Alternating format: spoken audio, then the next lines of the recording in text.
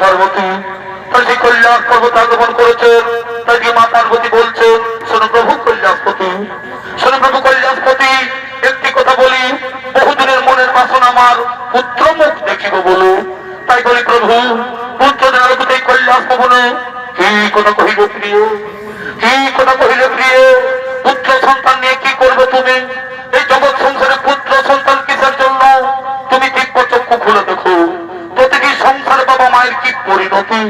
মৃত্যুকালে বাবা মায়ের পাইলে পড়ে জল, কেবলমাত্র মায়া কান্না ফেল করে পিণ্ডদান। তাহলে করে ভেবে দেখো না, তাহলে করে ভেবে দেখো না, যদি না থাকে পুত্র সন্তান তবে কে নিয়ে যাবে ক্ষমা করে, কে করিবে আত্মার শান্তির পিণ্ডদান? শোনো পার্বতী, যোগী সন্ন্যাসী আমরা, আমাদের ঘর বাড়ি সংসার বলতে কিছুই নেই। এই সন্ন্যাস ধর্মে পুত্র সন্তান শোভা পায় না। যারা সাংসারিক জীবিকা নির্বাহ করে তাদেরই প্রয়োজন পুত্র সন্তানের। হাই প্রভু, বুঝলে তুমি নারীর অন্তরের ব্যথা? একটি কথা মনে রেখো, বনের পশু শোভা পায় বনের ভিতরে, আর মাতৃকোল শোভা পায় শিশু ছেলে কোলে। তাই শিশু ছেলে ছাড়া মায়ের কোল শোভা পায় না প্রভু, শিশু ছেলে ছাড়া মায়ের কোল শোভা পায় না। শোনো পার্বতী, তুমি থাকো এই কৈলাস অন্তপুরে, এক ভক্ত আমায় করছে স্মরণ, এক ভক্ত আমায় করছে স্মরণ, তার মনের বাসনায় করতে পূরণ। নন্দী রহিবে কৈলাস পর্বত দ্বারে, কিছুদিনের মতো থাকো তুমি অন্তপুরে, শীঘ্রই আমি আসিব ফিরে, শীঘ্রই আমি আসিব ফিরে।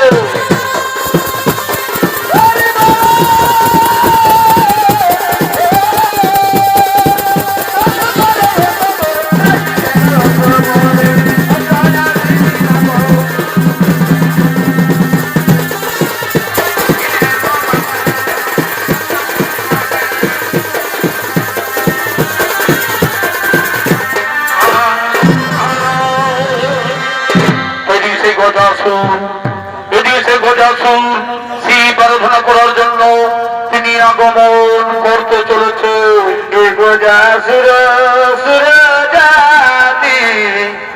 হইল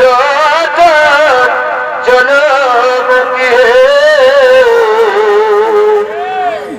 গোজাসুর